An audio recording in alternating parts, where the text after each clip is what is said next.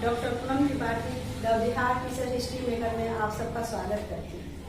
पिछली कक्षाओं में पद प्रकरण में आप लोगों ने संज्ञा की जो पद है वो संस्कृत में 5 प्रकार के पद पढ़ना है, जिसमें संज्ञा, सर्वनाम, विशेषण, क्रिया और अव्यय पढ़ना है।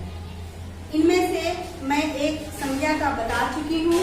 आज मैं आप लोगों को इन सब के विषय में बताऊंगी कि सर्वनाम, विशेषण, क्रिया, अव्यय शब्द जो संस्कृत में पढ़ना है वो कौन कौन से शब्द, उसके रूप परिवर्तित कैसे होते हैं, ये सारी चीजें मैं आज आप लोगों को कक्षा में बताऊंगी। सर्वनाम, सर्वाधिक वर्ण में परिणित शब्दों को सर्वनाम कहते हैं, अर्थात संज्ञा के स्थान पर प्रयुक्त होने वाले शब्द को सर्वनाम कहते हैं। ये हिंदी व्याकरण में आप लोगों को बता दिया गया है। इनके अधिकांश शब्द किसी संज्ञा के स्थान पर आते हैं, जैसे सर्व, यद, तद, इदम आदि। सर्व यानी सभी, यद, तद, इदानी, ये शब्द किसी न किसी वस्तु को, संज्ञा तो वही वस्तु, व्यक्ति, स्थान के नाम को संज्ञा कहते हैं। तो ये जो शब्द हैं कोई किसी न किसी व्यक्ति को, वस्तु को इंगित करने के लिए इन शब्दों का प्रयोग होता है और संस्कृत में इसके रूप बनते हैं। इसको काल, वचन के अनुसार इसका रूप परिवर्तित होता जाता है।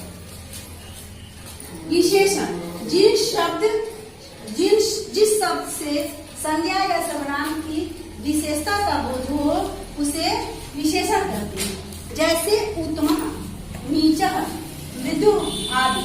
उत्तमः ये शब्द किसी संज्ञा शब्द का या सर्वनाम शब्द का विशेषता बताने के लिए किया जाता है इसका प्रयोग वाक्य में। जैसे उत्तमः, उत्तमः व्यक्ति यानी उच्च कोटि का व्यक्ति। नीचः निम्न कोटि की व्यक्ति, व्यक्ति के लिए। मृदु यानी मधुर, मृदु यानी मधुर, कोमल आदि।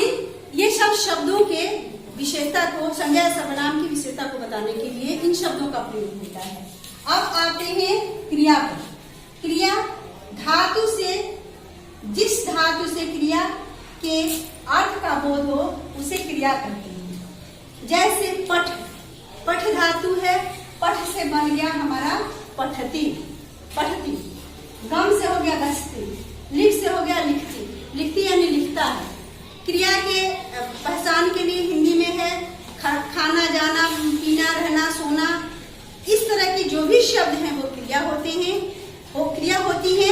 और संस्कृत में इन शब्दों के लिए रूप होते हैं। काल के अनुसार, वचन के अनुसार इनके रूप बनते हैं। जैसे हो गया पठती, पठत, पठंती, गच्छति, गच्छता, गच्छन्ति।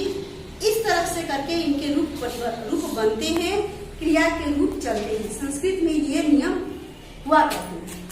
अब है अव्यय। जिन शब्दों का लिंग, पुरुष, वचन, काल आदि के अनुसार उनके रूप में, उन शब्दों में कोई परिवर्तन नहीं होता उसे क्या कहते हैं? अव्यय कहते हैं। अव्यय एक ऐसा शब्द है जो काल के अनुसार, कारक के अनुसार किसी भी परिस्थिति में उस शब्द का परिवर्तन नहीं होता, वे ज्यों के त्यों हुआ करते हैं। जैसे होगा यथा,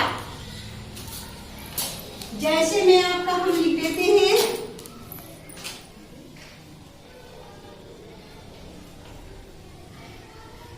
जैसे में होगा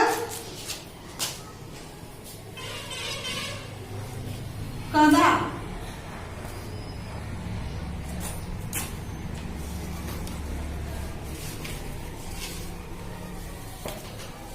तदा, यथा,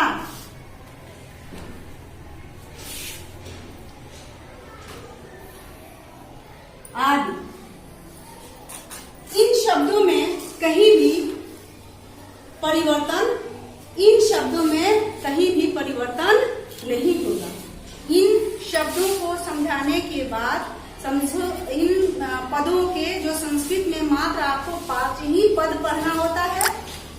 हिंदी की अपेक्षा इसमें पदों की संख्या कम करनी होती है, लेकिन इसमें बस इतना है कि इन सारे शब्दों के रूप चलते हैं, काल के अनुसार, वचन के अनुसार और लिंग के अनुसार। इन सभी चीजों का अवगत मैं अगली कक्षाओं में इससे आपको अवगत में कराऊंगी अगली कक्षा में। तब तक जय हिंद।